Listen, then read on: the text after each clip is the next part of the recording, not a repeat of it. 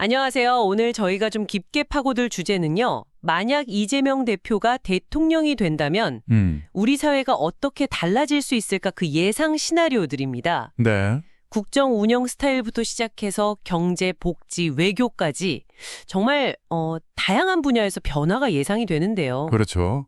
이게 단순히 어떤 정책이 나올까 예측하는 걸 넘어서 그 정책들의 실제로 우리 사회 시스템하고 맞물려서 뭐랄까 어떤 파장을 일으킬지 그 연쇄 효과를 그려보는 게 중요할 것 같아요. 네, 맞아요. 예상되는 지점들을 좀 하나씩 짚어보면서 그 의미를 한번 해석해보죠. 좋습니다.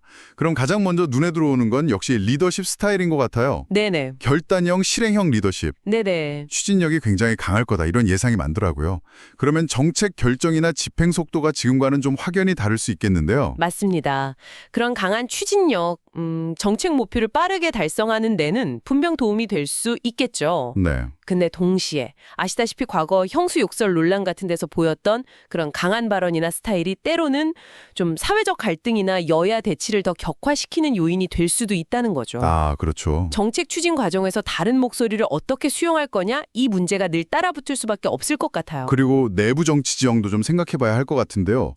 당내 역학관계, 예를 들어 소위 친명, 비명 갈등 같은 거요. 네, 중요하죠.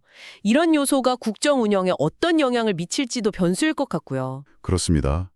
당내 기반이 국정 운영의 동력이 될 수도 있지만 반대로 내부 갈등이 발목을 잡을 수도 있는 그런 양면성이 있죠. 네.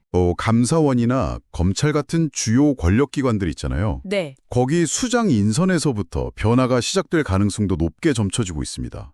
이게 또 국정 운영 방향에 미칠 영향도 상당할 거고요. 그렇군요. 자, 다음으로 복지랑 경제 쪽을 좀 볼까요? 이쪽은 정말 우리 삶이랑 직결되는 부분인데 그렇죠. 기본소득이나 기본주택 같은 이런 보편적 복지 이슈가 다시 전면에 등장할 가능성이 커 보여요. 재난지원금 논의도 다시 불붙을 수 있겠고요. 네, 그렇죠.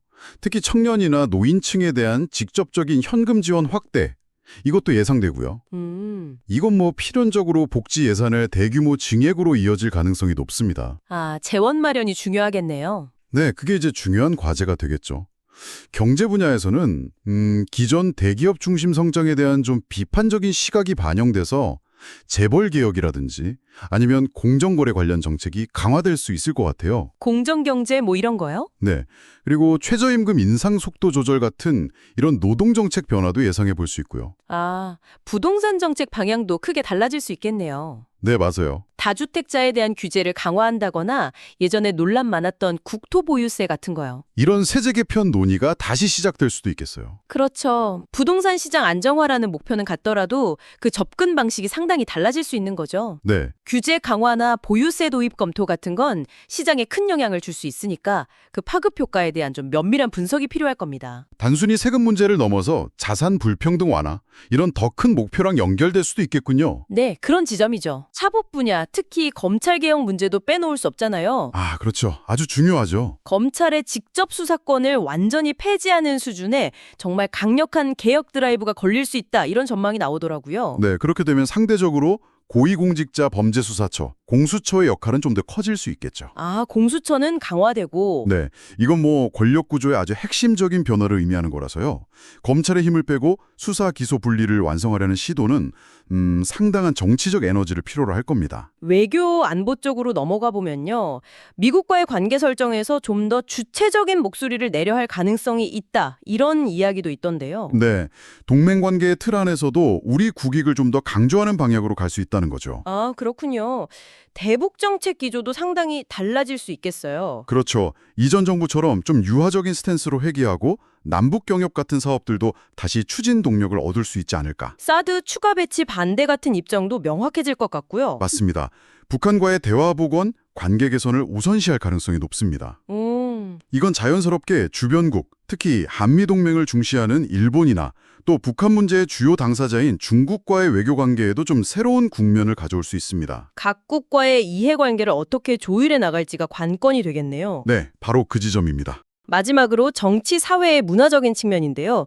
공정경제를 내세우거나 서민 대통령 이미지를 부각시키면서 지지 기반을 다지려 할 것 같아요. 네. 특유의 직설적인 화법, 소위 사이다 발언, 이것도 다시 자주 등장할 수 있겠고요. 하지만 동시에 강성 지지층에 기반한 정치 스타일은 중도층 확장에는 좀 어려움을 겪거나 사회 전체에 이념적 대립을 심화시킬 수도 있다는 우려도 존재합니다. 아, 그렇죠. 그리고 정말 빼놓을 수 없는 게 바로 사법 리스크죠. 네, 맞아요. 이 문제가 국정 운영의 동력이나 정당성에 계속해서 영향을 미칠 가능성이 큽니다. 와, 정말 국정 전반에 걸쳐서 뭐랄까 거대한 변화의 가능성들이 보이네요.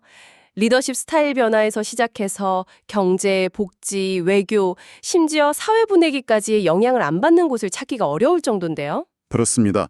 이렇게 동시다발적으로 큰 변화들이 추진될 때 각각의 정책들이 서로에게 어떤 영향을 주고받을지, 또 예상치 못한 충돌이나 부작용은 없을지, 이런 걸 좀 복합적으로 바라보는 시각이 필요해요. 네. 특히 강한 추진력으로 변화를 막 밀어붙이는 과정에서 마주하게 될 현실적인 저항이나 사회적 합의 도출의 어려움 같은 거요.